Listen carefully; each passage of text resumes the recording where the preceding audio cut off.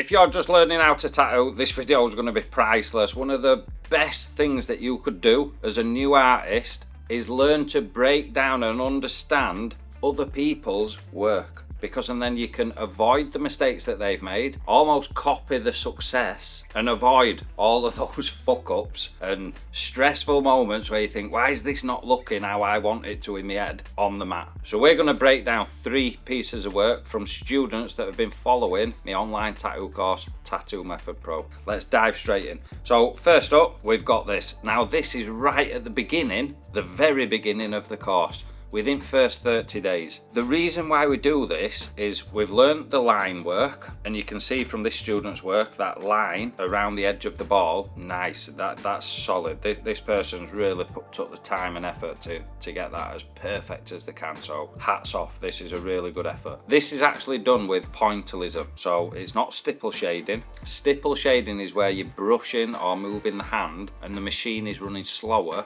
and that's what creates the dots instead of a line. This is actually, each dot is done individually. All right, so you can imagine the wrist ache for all you guys that have followed any of my lessons, and when we get to the pointillism bit, it is a real wrist workout. It drives a few fundamentals into the person doing it. 1, patience, that's a massive thing in tattoo industry. 2, depth control, and every dot has got to be like accurately placed, so it's getting that hand and eye coordination. Then obviously there's the artistic side. You've got to know where to put the dark bits, where to put the light bits, how to transition smoothly between the dark and lights. So it is very, very good as a foundational stage when it comes to understanding shading. So that's why we do it right at the beginning. That being said, it's often that when students are doing this like 3D sphere, it doesn't look perfect because it is right at the beginning, so we're expecting mistakes. However, I'm looking at this one thinking, this is actually done to a very, very high standard. And I'm going to talk you through it now. So we've got the shadow down here. Wait up, I'm rubbing it out instead of drawing on it. So we've got this. Now it's dark in this section. Perfect, that's what we want. It's casting that shadow, and then it gradually gets lighter as it comes up. And that gradual blend has got to be done right. If it were really patchy, it'd ruin the entire piece. And this artist has done an exceptional job, to say they've been doing it literally months or less than. So I'm over the moon with how they've captured that. The next thing is the line work. There is the odd little bit, if I'm like going to be really picky, which I try my best to be in a lot of time. Not because I want to be an arsehole or say, look, it's really good, but this could have been done better. However, I want to encourage the things that are done correctly, which in this case, the pointillism, the understanding, the control in the blends, fucking exceptional. That's not helping this student. So, all right, you're doing all this right. Which bits can we actually improve? Now, it's a running theme. This line work is done exceptionally well. Doing a perfect circle is arguably the most hardest thing to do within tattooing when it comes to line work. I think the majority of people would agree with that statement. So if we look at just this little bit here, it is slightly thicker. Same little bits down here. Ability to this little bit where you can see that slightly, ever so slightly, it wouldn't even be noticeable if I'm being honest on a person. However, we can notice it on this, so we're going to highlight it because that is how you improve. So there is the odd little bits, nothing major. No customer would ever notice that, but we're always striving for perfection, especially anybody on my course. So we highlight these things to force that growth. But let's get back to the good bits. So the contrast of this image, that dark shadow underneath, this darker section here.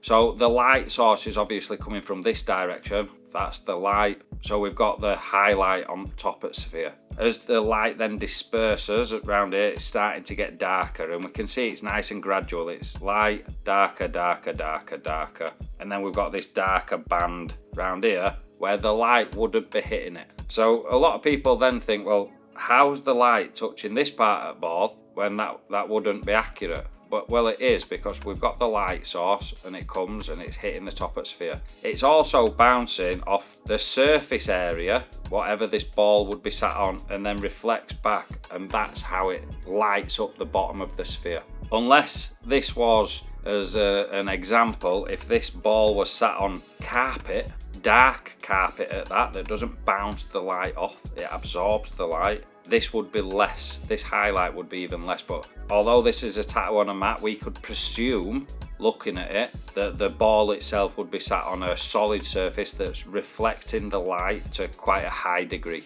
That's the artistic explanation of why things are in the right place, the shading's in the right place. But the technical ability to do this, the only thing in the shading, if you look at this section, it's very gradual. There's no step, there's no that bit's dark and then it jumps a few grades. However, this section, I feel that if this was it, there's a line there almost. See how this bit's darker and then this is substantially lighter, and there's almost a step where I've put that line. So I just think if this section was blended a little bit better, like here or here, that would up this game again. But again, that I am being very picky with this. Let's jump on to the next one. Just quickly, if you found it useful and you're interested in drills, simple designs, full tutorials, a step-by-step curriculum, and been surrounded by like-minded people, check out our school community. So we've got the two eyes. So again, this is part of the very beginning of course. I do it purposefully. So again, the shading is not whip shading or brush shading, it's done using pointillism, so they are all individual little dots. I'm ignoring the top one for this instance, we're just focusing on this one because this one is done how I ask for it to be done in the course. Now if you see all this dark area, that is not coloured in black. What I mean by that is it's not a round shader or a magnum needle using tight circles or like cross hatching using brush shading, none of that. It is done with dots. They're just that close together, that compact, that confined, that it looks like a consistent dark. But if you look closely, you can see the slight gaps. Now, as I'm explaining this video, them gaps are crucial because we want to be able to see that it's pointillism. So it's not supposed to be 100% saturation. That's done purposefully. And again, this student has done, in my opinion, a really nice job. The line work looks solid. The only down thing that I can really pick up on and say, look, this would make a big difference, and it's going to have a negative effect later on when you're tattooing people if you don't fix the issue straight away. And that's if you just look at this section here, there's almost like at the side of the line, look, you can see I'm just putting a faint red, there's almost like an emptiness just between the shading and the actual line work. That's because they've not took the pointillism or shading up to and onto the line. And I can't stress this enough because you'll see a lot of, even a lot of artists with years of experience, it's like they've never been told this fact. So what happens is they'll create a solid line with a lining needle, then they'll colour or shade right up to it, but there's a slight gap, and when it heals, you can spot it a mile away. Even when someone doesn't know that that's technically a mistake, they know that there's something not right about the image, and we want to avoid that. So really simple fix, but overall I'm really happy with the level that this student's doing. Like I say, this is, again, it's one of those designs at the very beginning of course, within first month. On to the next, last but not least, we've got this trash polka design. Now this is a difficult one to almost review because it's not exactly like an image of something that we will see. So we can't compare it to an object. If we're drawing a hand, we can say, well, the proportions are wrong, or this is wrong. The only thing that we can technically grade or assess with this one is the clarity of each individual piece from an artistic point of view, not a design point of view. What I mean by that is, now this is a very, very difficult thing to do on artificial skin. Anybody that's practicing in the right way, doing it on artificial mats, you will know this. To get 100% saturation is a difficult task. They've done an exceptionally good job with this one. So we can see that the majority of this dark area, there's the odd little bits in the middle where we can see it's slightly lighter. Would that concern me? No, because I genuinely believe, and in all fairness, I know that if that was on a person, that would be 100% saturation. That ink's going nowhere, and it is 100% true and solid. In the case where it comes to the black. Now, when it comes to the red bits, they're not using a different colour of red, but we can see that there's like darker areas. That is where it started to distort or disturb the surface of the mat. Now, you can't directly say 100%, well, if it's damaged the mat, it would be damaging skin on a person, because the mats don't take ink like human skin. Slightly different, so it is a learning curve. Sometimes you can be going over an area on the mat that would be fully saturated on a person, and then you wipe the mat away and it's like, where's the ink? Why is it not staying in? And that's not from somebody just not understanding what they do, because I've been doing this 15 years and I know that the technique would be solid on a human being because I've done it 1,000+ times. But on the mat, it's not going in. So you do have to go over it again and again.